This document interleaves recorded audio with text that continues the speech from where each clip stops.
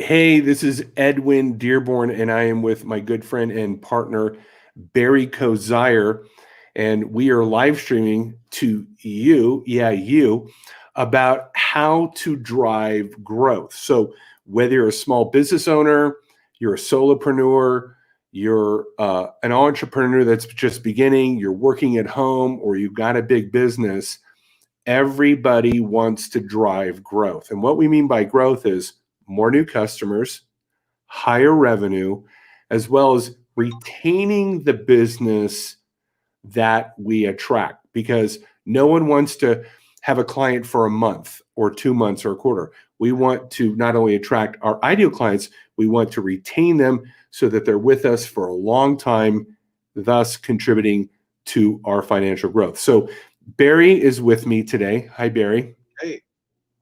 Uh, Barry, why don't you just, Barry, first of all, has lectured to thousands of business people about email marketing. You're a certified consultant with Constant Contact. Yeah. Okay. Yep. So very familiar with the email marketing world, which to me is the backbone of marketing. It's one of the backbones, if not the backbone of marketing in the digital world. You've built hundreds, if not thousands of websites for all types of HVAC guys, doctors, dentists, consultants. You've run social media campaigns for people. So very well versed in the digital marketing. And recently, because of the quarantine and our new life, our new economy, we decided that we were going to offer virtual chief marketing officer or virtual CMO services to help people organize all the different things they're doing, and also how to really make sense of all this stuff out there, this overwhelming stuff, and put it into alignment with the purpose of driving growth, which is really what every CEO and business owner wants from their marketing.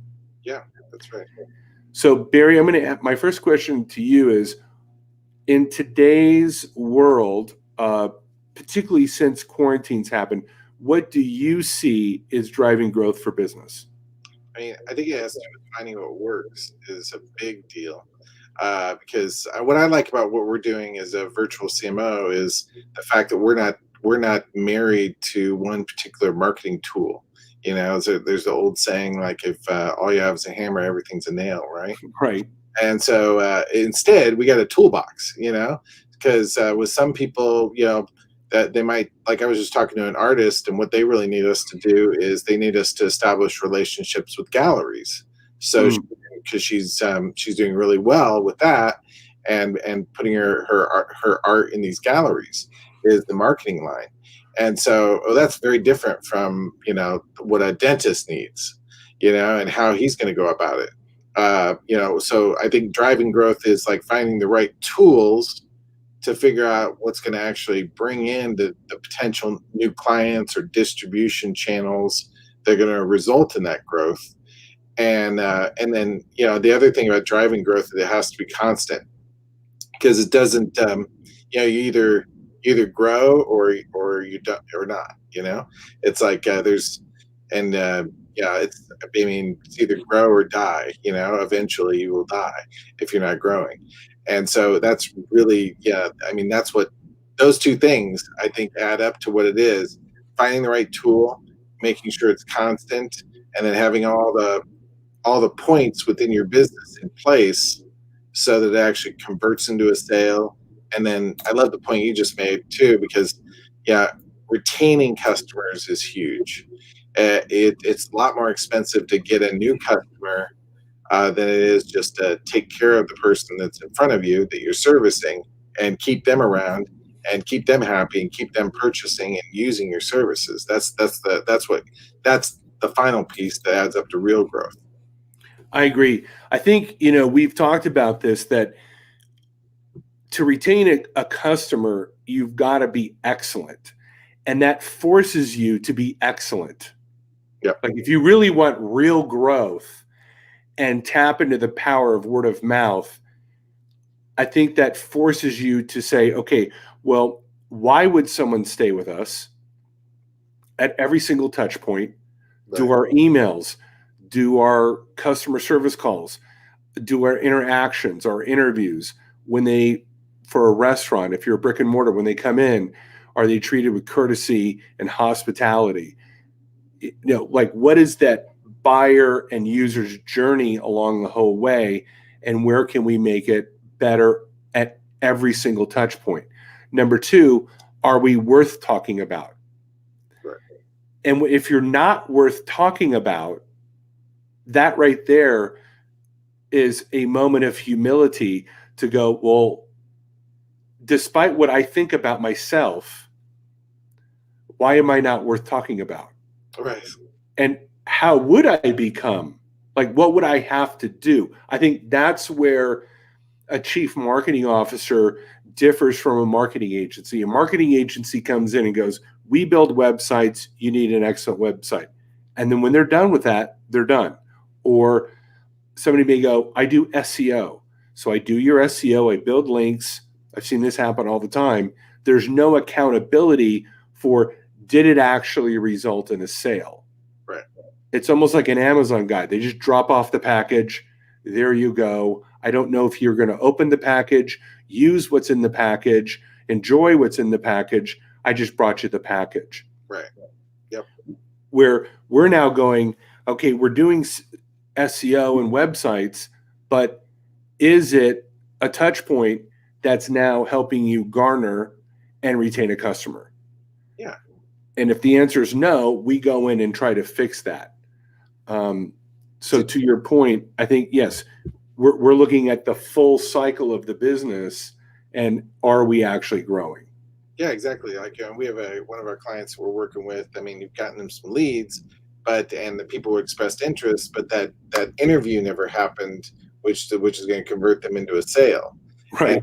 And so we actually need to. So we're going to get involved in that point to make sure that that's happening. And it's like, are the next things happening? Is the receptionist, is the person who's receiving the emails and the leads, are they reaching out to that person? Are they reaching out to them enough? Actually caring for that. I mean, that's the difference between having a marketing person who's helping you with various individual tools and somebody who's like looking at the whole thing as your CMO is taking responsibility for the whole cycle, the whole marketing cycle. That's right. That's right. I mean, that's, to your point, that's why I got out of the lead generation business, because I was the guy that brought the leads and I was done. Right, right. But I was dropping them off at a business that had no follow-up, no CRM, no front office girl that would, like Grant Cardone says, what is it, like 9 calls? Yeah. Something like that. Yeah. Exactly. So it was like I was dumping the Amazon package off, but no one was opening the package. Right. Yeah, exactly. Yeah, or they might be getting closed, and the receptionist might be rude to them.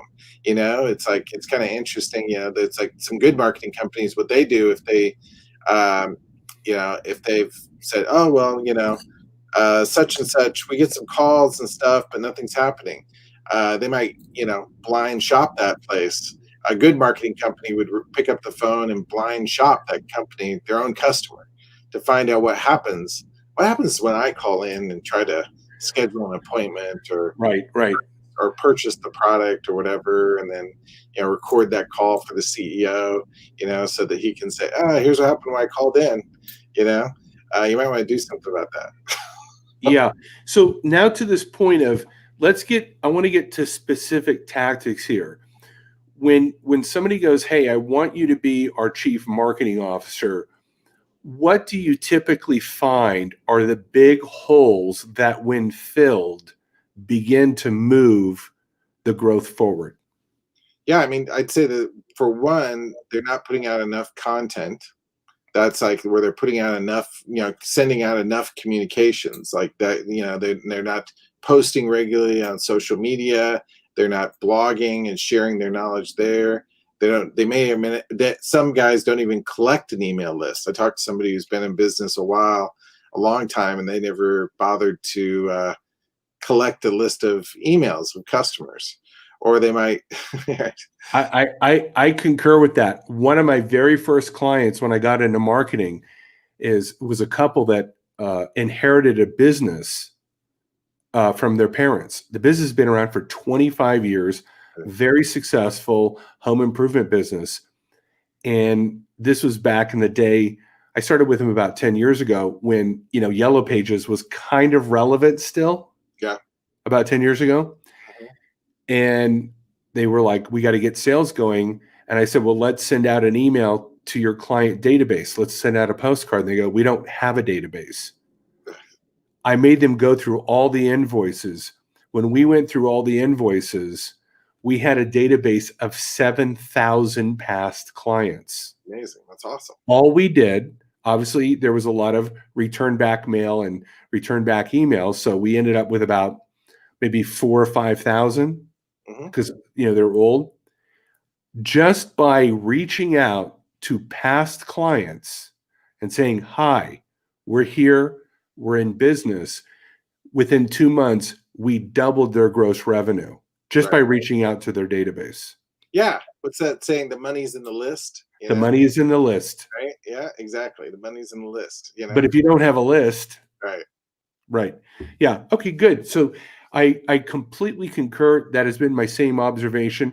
Is there one other particular thing that you've observed recently that tends to be an omission that's leaving a lot of money on the table that, when rectified, starts to drive growth? I guess the thing that's particularly bugged me recently is the lack of follow up. Whether it's not doing enough follow up. I mean, I don't like it. It's kind of like, oh, that was a perfectly good lead, and we haven't called them several times or made sure we got on the phone with them, or done the taken the next steps, and then continued with email to that individual. I mean, I have somebody who I'm working with on a particular project, and they're not going to be ready for 30 days. Well, guess what? They get an email and text from me, really still a couple times a week. So I stay relevant and in the front of their mind, and so the project doesn't get put off another 30 days after that. Yes. So it's just like enough times reaching out, touching again, keeping in front of the person, and then making sure that you finally get that interview done. That follow up, and then can be automated as well, like with email. I think you've mentioned like you send out your emails religiously every week, and you get people regularly reaching back to you, that are on your list. And they become clients even though they've been on the list for years, just because you do that, you take those follow-up steps. I'm telling you, I think what most people in business, they're very short-sighted, which is they want the immediate sale. Like there's like, you got hunters and you got farmers. Right. And so many business people got a hunter mentality, which is, there's no deer, there's no game. Let's move on to other grounds. Where the farmer is like, no, we're going to take this fertile soil. We're going to plant seeds. I'm going to nurture it. I'm going to take care of it. And then a year from now, I'm going to have a farm and a ranch and orchards and green bean fields and chickens. And now I think there's a balance between the two. Yeah. You've got to have a hunter mentality, and who can we close? Who can we board on as clients this week, this month? But we know that if I reach out to 100 interested people, maybe I'll get 3 to 5 to buy right now, meaning, and I say right now, within 30 days. What happens to those other 95?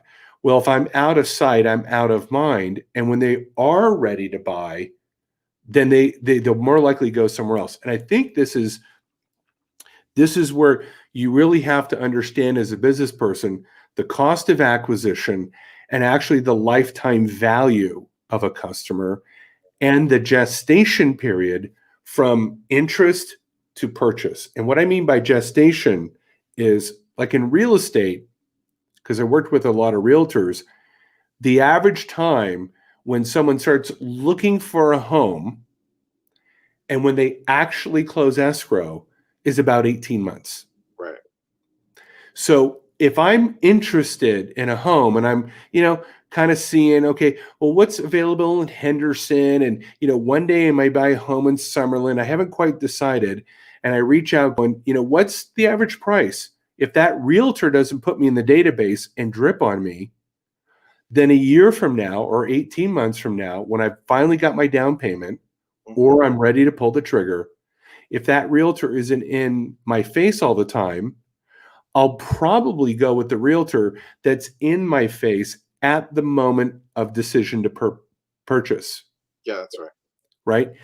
And what I have found is when people reach out to someone like yourself or me for marketing, it's almost like that. They're not ready to buy right now. I'm looking at maybe doing Facebook ads. I'm maybe looking at bringing on a chief marketing officer. Yep. And to your point, the follow-up is such a major omission. And I think that's where they just got the hunter mentality. Yep, that's right. Yeah, and to the farmer point that you mentioned, it's like what you do. What's great with your emails is like, and I try to do this too, is offering value in the content and value. Mm-hmm. So that when they are ready, they remember you because you contributed to them, even though they're not even a customer yet. That you gave them something that was worthwhile that they were able to think with or use, or somehow it helped them in some way, and and maybe just brighten their day. But somehow or another, you contributed to them, and so then when it came around for them to do something, they're like, "Oh, yeah, I should give that a call," But I got an email from Ed. Well, how funny! Of course, he gets one every week from you. Totally. So, content-wise, you're dripping content. What kind of content do you recommend? I know that there's no one size fits all, but if you were to kind of say, here's a general rule of the kind of content you should be sending, because you talked about value, Yep. not necessarily selling, brighten their day. Mm-hmm. What's kind of a general rule for you when you recommend content? Uplifting content, educational content, that helps people to, something that's going to inspire people, that's interesting, that's in your particular, that has something to do with your business, so that they're somehow connecting it with you. Mm-hmm. Those are all great forms of content, and all stuff that can be posted on your social media and shared here and there, and should be, right? But some of the best stuff to do is that where you're getting there, you're sharing your knowledge with people, and doing it in video like this would be fantastic if you could do that. Not everybody wants to do that, Right. But if you could do it that way, if you could share that knowledge, like you've mentioned to people, give me the 25 most commonly asked questions or problems that people run into as a valuable thing, and then they write up those things, or maybe they record them like this. Somehow or another, they need to extract that information and turn it into like videos. Be great if it can be done. Otherwise, large articles with great graphics that show people, ideas with regards to the thing, that can then be split up into smaller, like micro content, and spread around. Both of me and you are a fan of Gary Vaynerchuk and his Huge fan. Yeah, his techniques of how he spreads so much content by creating these large pillar pieces of content and then splitting them up into micro content, Mm-hmm. various types, and just putting them on all his channels, and even though channels you haven't even heard about yet. Absolutely. And I think that, what I have found is that most people are overwhelmed about how to do all that. I mean, theoretically, they get it. Mm-hmm. You explain it to them, you diagram it. They're like, oh, okay. But then the real test is go do it. Right. Demonstrate the principle to me in the real universe. And it becomes, you get that deer in the headlights. I believe that's the value that having a veteran marketer and salesperson like yourself or myself on the team as the chief marketing officer, to sit at the table of leadership, write a written program with clear directions to the team, make sure all the vectors and forces are aligned with one goal and purpose in mind, drive growth, Yep. Grab market share, retain market share, service the hell out of your market share, inspire word of mouth. That type of leadership is missing. You set me up with and to this point, you set me up with an interview with a business expert in the Phoenix area, Arizona, this morning. It was on a podcast. Yeah. She's written for Forbes, Harvard Business Review. I mean, her clients are Fortune 500 clients. Very, very well studied, very articulate, highly intelligent business leader. And we were talking about that missing function of chief marketing officer. And she said, that's a bigger problem than you may realize. And it's a big problem even at Fortune 5,000 level. Wow. Where they don't really have a leader. You've got the marketing guys going that way, the salespeople going that way, the social media guy going that way, the copywriter going that way, but no one bringing it all together in terms of one objective, which is more sales. Okay, well, I think we've covered it. And I want to thank you for your time. Hey guys, if you need our services from Barry, reach out to us on social media. Love to talk to you guys. Yeah, they should check us out too on virtualcmo.expert, our new website where we talk about this whole concept of the virtual CMO, virtualcmo.expert for sure. Yeah, virtualcmo.expert. Okay, Barry, thanks for your time. We'll talk again. Thanks, Ed. All right, bye-bye.